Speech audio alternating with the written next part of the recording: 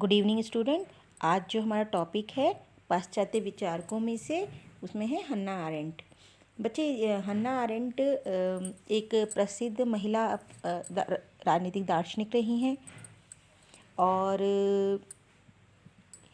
जो आपका जो राजनीतिक दर्शन है उसमें इनका मुख्य स्थान रहा। इनका जन्म जो हुआ जर्मनी में हुआ और जर्मनी में उस काल में हुआ जिस समय जर्मनी सर्वाधिकारवाद को फेस कर रहा। सर्वाधिकारवाद बच्चे मतलब तानाशाही वाले वातावरण को फेस कर रहा था और उसका प्रभाव इनके दर्शन पर भी पड़ा। तो सबसे पहले हम ये देखेंगे इनकी बुक्स कौन सी रही हैं। बच्चे देखो, बुक्स जो हैं इनकी है the origin of totalitarianism, the human condition, on revolution, और एक है ऑन पब्लिक हैप्पीनेस। ठीक है, इनकी डेट भी मैंने इसमें ईयर भी इनमें मेंशन किया है। ठीक है, सर्वाधिकार की उत्पत्ति देखिए, इसमें इस बुक में अधिकतर वो चीज़ें हैं कि जो कि बताती है कि जो एक तानाशाही प्रवृत्ति वाला शासन है वो कैसे उत्पन्न होता है। ठीक है, the human condition, on revolution, क्रांति किस तरीके से होती है, क्रांति के पीछे क्या कारण होते हैं। हाँ, ऑन पब्लिक हैप्पीनेस, जिसमें ये अपने क्या कहते हैं लोकतंत्र के जो अनुभव रहे उनके बारे में बताती हैं। अब बच्चे देखिए, सबसे पहले हम पॉइंट लेंगे सर्वाधिकारवाद पर इनके विचार क्या हैं। सर्वाधिकारवाद में जैसे मैंने बताया तानाशाही पे। देखिए, तानाशाही अब पहले जैसी नहीं रही है। ठीक है, अब जो तानाशाही रही है वो क्या है आपका, जो आपकी जो तानाशाही रही है वो क्या रही है, एक नवीन रूप ले लिया है। अब जो तानाशाही होगी उसमें क्या होगा कि आपका जो ये तानाशाही है वो अब किस तरीके की रहेगी बच्चे, एक नया रूप लेगी जिसमें आपको महसूस नहीं होगा कि आप तानाशाही के वातावरण में हैं, वरन ऐसा लगेगा जैसे कि आप जो है मतलब आपकी खुद की इच्छा यही है।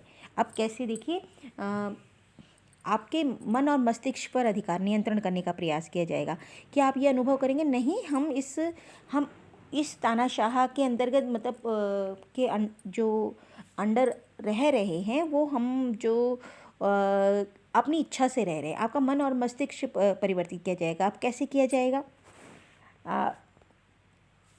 एक तो क्या करा जाएगा, ऐसा समाज, इसके लिए कुछ व्यवस्थाएं हैं, कुछ आवश्यकताएं हैं। पहली चीज़ होगी ऐसा समाज होगा, जैसा फर्स्ट पॉइंट है, ऐसा समाज जो होगा वो विभाजित होगा, जिसमें धर्म, जाति, लिंग के आधार पर विभाजन होगा।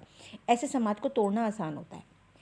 फिर जब इस तरीके के जब इसमें छोटे छोटे उपवर्ग होंगे तो उसमें क्या चाहिए, एक जो तानाशाह हो वो सशक्त नेता होगा।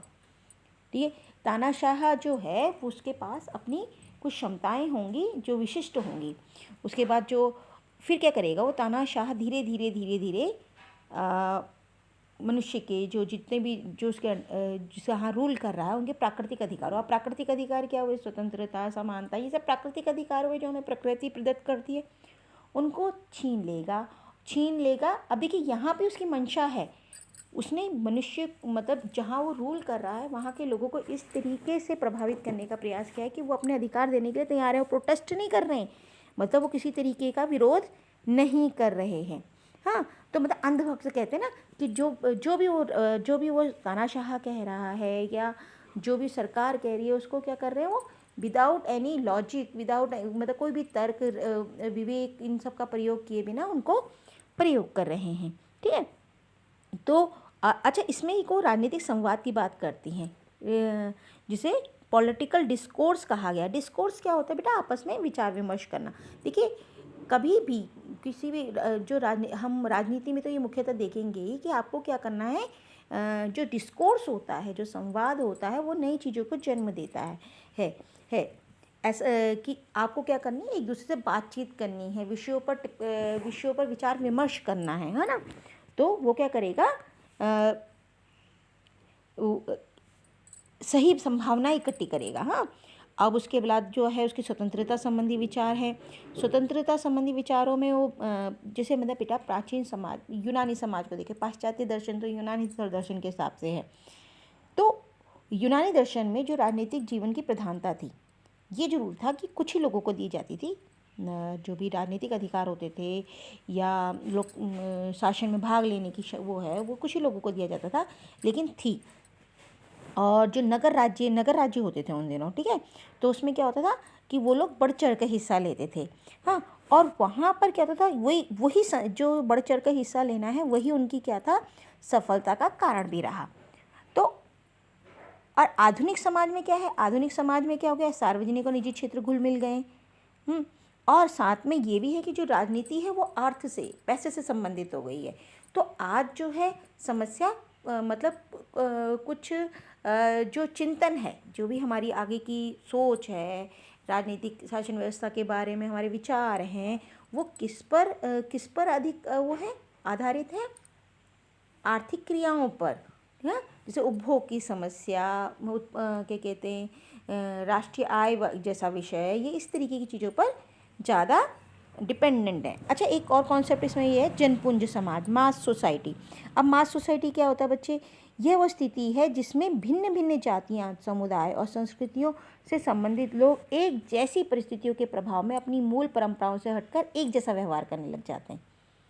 इसको उसने मास सोसाइटी कहा। ये कॉन्सेप्ट भी याद रखने वाली चीज़ है कि मास सोसाइटी क्या है, जब वो सब एक जैसा बिहेव करने लगे हैं, कि उनमें ये बैरियर नहीं है कि आप कौन सी जाति के हैं, मैं कौन सी जाति का हूँ, ये बैरियर वो नहीं वो करते, मतलब नहीं मानते हैं, ठीक है। अच्छा, जो आपका उसके अलावा मनुष्य क्या कहते हैं, हन्ना अरेंट बताती है कि मनुष्य की 3 क्रियाएं होती हैं, ये भी उसी के अंतर्गत है। और 3 क्रियाएं कैसी हैं, एक तो है श्रम, कृत्य और कार्यवाही। देखिए, समझने वाली बात है बेटा। देखो, जो श्रम है, श्रम मतलब जैसे माना आप कोई काम कर रहे हैं, जो आपको क्या है, जिससे आपको को अर्निंग हो रही है, या आपकी भौतिक सुविधाओं की पूर्ति हो रही है, ठीक है, वो आपका श्रम हुआ। माना कोई आदमी मनरेगा के अंडर काम कर रहा है ना, या कोई ठेला लगा रहा है, ये सब श्रम कृत्य हुए, ठीक है। अब जो कृत्य है, कृत्य देखो, लेबर हो गया, वर्क। कृत्य क्या है, किसी भी चीज़ को बेटर बनाना, उसको और अच्छा सा बनाना। जैसे कोई शिल्पकार है, कोई कलाकार है, वो क्या करता है, किसी भी चीज़ को और सुंदर रूप में प्रस्तुत करता है ना, वो कृत्य कहलाया। और कार्यवाही क्या होती है बेटा, कार्यवाही क्या है, इसके अंदर कार्यवाही राजनीति से संबंधित है, कि अलग अलग दृष्टिकोण हैं, अभिव्यक्ति की स्वतंत्रता है, आप सरकार के बारे में क्या विचार रखते हैं, है ना। तो ये सब किसके अंदर आता था, कार्यवाही के अंदर। तो देखिए, मनुष्य की जो गतिविधियाँ अलग अलग हैं, हर व्यक्ति अलग अलग तरीके से डील करता है। कोई श्रम करते हैं, कोई कृत्य करते हैं, वो कोई कार्यवाही करते हैं, है ना। और जो एक श्रम और कृत्य करते हैं, वो क्या है, एक तरीके से उनकी क्षमताएं कुंठित हो जाती हैं बेटा, वो ज़्यादा सोच विचार नहीं कर पाते। और जो कार्यवाही करते हैं, उनका जो चिंतन स्तर है, वो चिंतन मनन स्तर, उनका दार्शनिक जो वो है, नज़रिया है, वो बना रहता है। उसके अलावा क्रांति पे भी उनके कुछ विचार हैं। जो क्रांति देखो बेटा, मुख्यतः क्रांति आपकी क्या हुई, अमेरिका को स्वतंत्रता मिली, अमेरिका क्रांति हुई 1776 में, फ्रांसीसी क्रांति हुई 1789 में, जिसमें स्वतंत्रता, भाईचारा, इन चीज़ों को करा गया, ठीक है। तो इस पे जो है अमेरिका का क्या हुआ, उस क्रांति से क्या हुआ, अमेरिका का संविधान बना, है ना। अमेरिका का संविधान बना, और अमेरिका जो है एक क्या है, एक सभ्य समाज के रूप में सामने आया। तो क्रांति क्या है, अपने आप में वो अनिवार्य मानते हैं, ठीक है। क्रांति कहता है कि जो हन्ना अरेंट के अनुसार क्या है, क्रांतिकारी परंपरा की सार्थकता इस बात में है कि लोग अपने क्षेत्रों के साथ स्वतंत्र कार्यवाही में हिस्सा ले। कार्यवाही आ गया, देखो, स्वतंत्र कार्यवाही में हिस्सा ले, जैसे मैंने अभी बताया, श्रम और कृत्य अलग है, कार्यवाही अलग है, ठीक है। अच्छा, उसके अलावा उनका रचनात्मक सिद्धांत भी है। वो क्या कहता है, अब ये देखो, रचनात्मक संस्था कहता है हिंसा और शक्ति में फ़र्क है। देखो, हिंसा क्या है, आपने किसी को मार पीट के कोई काम करवा लिया, ठीक है। शक्ति ये है कि आपका प्रभाव इतना है, आपका क्या कहते हैं, सत्ता इतनी है कि क्या है, आपका आदेश का पालन वह स्वतः ही किया जा रहा है, ठीक है। इन दोनों में फ़र्क है। तो वो कंस्ट्रक्टिव थ्योरी ऑफ पावर की बात करती हैं, जो क्या करता है, विध्वंस नहीं करता, हिंसा जो है विध्वंस करेगी, है ना। और वो जो हन्ना अरेंट है, वो कंस्ट्रक्टिव थ्योरी ऑफ पावर में विश्वास करती हैं। तो बच्चे, ये जो है, मैंने हन्ना अरेंट के कुछ मुख्य विचार दिए हैं। आज के लिए इतना ही काफ़ी है। नेक्स्ट क्लास में फिर मिलेंगे।